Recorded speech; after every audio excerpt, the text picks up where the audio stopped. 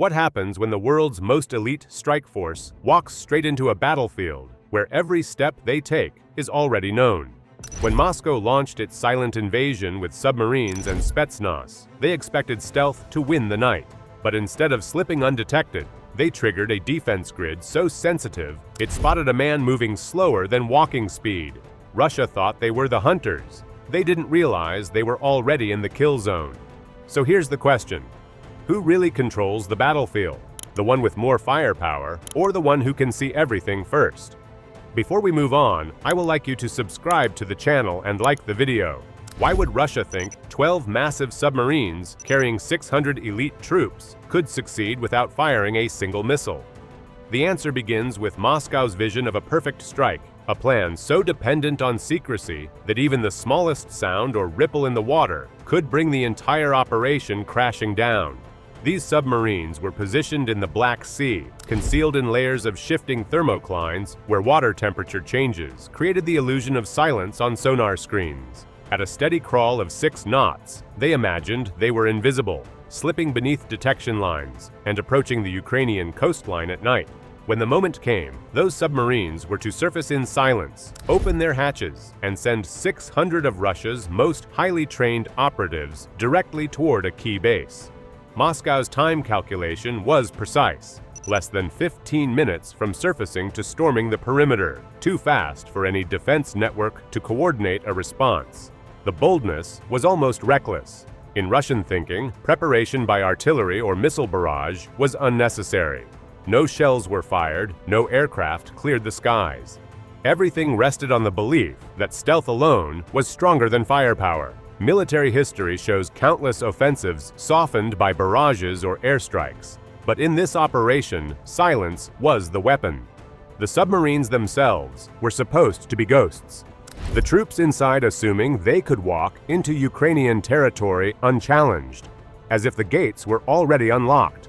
Night vision goggles were strapped in place, ammunition stocked for rapid engagement, and maps studied for a swift inland push. They weren't preparing to fight their way through meters of defenses. They were preparing for a clean seizure of ground, like soldiers rehearsing a drill more than a battle. Picture it, the dark Black Sea, moonlight scattered over waves, and steel giants slicing gently toward shore, with hatches poised to open.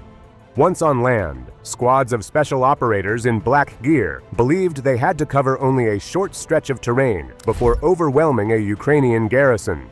Each man knew his task was scripted to seconds, as if rehearsed on a parade ground. From Moscow's view, this wasn't a gamble, but a masterstroke of precision. The mindset mirrored a chess player convinced they had trapped the opponent's king, skipping the long exchange of pieces and leaping straight to checkmate. Yet buried in this confidence was an arrogance that ignored the most obvious flaw. Everything depended on their approach remaining unseen. There was no alternative strategy, no backup waves of missile fire, no plan to recover if spotted early. Russian commanders treated silence as a shield, never asking what would happen if that shield cracked. Military doctrine that once prized brute strength and overwhelming artillery was set aside for an almost theatrical obsession with secrecy. That obsession became the plan's greatest weakness, because while Moscow moved with certitude, they did not stop to consider that Ukrainian defense might not rely on traditional sentries at all. They still pictured a battlefield dominated by patrols, listening for footsteps, and radar stations sweeping for aircraft, not a defense net capable of monitoring a soldier's motion almost before his boots hit the ground.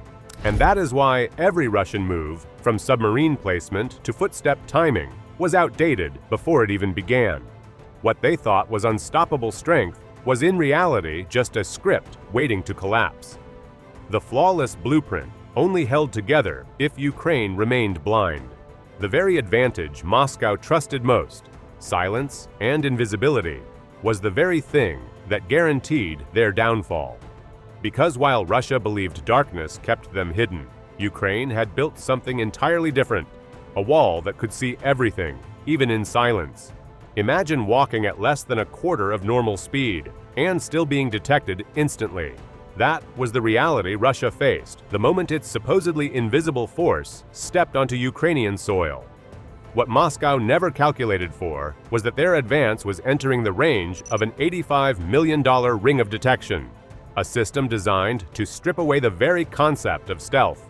This network stretched across a kilometer-wide arc, embedding the ground with seismic nodes, scattering motion detectors into hidden positions, and overlaying the entire field with thermal arrays so precise they could track a single body's heat against the cold night air.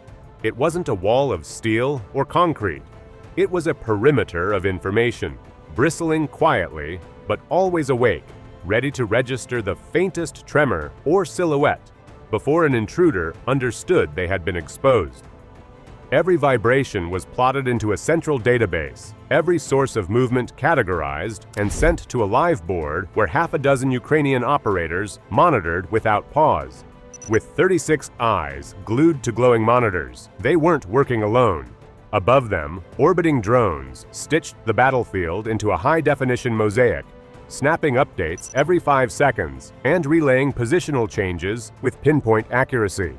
An enemy might believe they were crawling on their belly, hidden by darkness or tangled brush. Yet in truth, their posture, angle, and speed existed in real time on the screen of a command station hundreds of meters away. What Russia counted on as silence was met by a defense that didn't even need to hear. It only needed movement. That vision control didn't rely on one measure alone. Elevated towers kept constant watch with thermal imagers and cameras capable of scanning wide arcs. Night vision posts along the perimeter filled blind spots. Then, the fusion of everything, ground vibrations, heat traces, aerial scans, was compressed into a solitary command system where officers could approve fire within seconds. Instead of scattered scouts, radioing uncertain warnings, Ukraine had a single pair of hands guiding the rhythm of the defense. Soldiers sitting in bunkers knew almost the exact number and placement of intruders before those men even knew they were compromised. Each sensor built into that network erased the age of surprise attacks. The difference in assumptions could not be sharper. Moscow believed in invisibility, convinced that quiet footsteps could override technological vigilance. Ukrainian planners believed in constant exposure, shaping a field where not even a rabbit could dart without raising a mark on the sensors. In that clash, stealth was broken before the fight began. No muffled tread could rewrite the signals feeding into dozens of overlapping systems, stripped raw into coordinates, ready for targeting. Russia thought the night sky and sea were allies. In practice, they became backgrounds against which even the smallest figure glowed. What Russia thought was a battlefield blanketed in quiet had in reality been converted into a stage under relentless surveillance. Every move acted out beneath lights they could never perceive, every formation tracked, every adjustment calculated in advance. It wasn't an assault. It was curtains falling on a performance where the enemy never realized they were actors in someone else's script.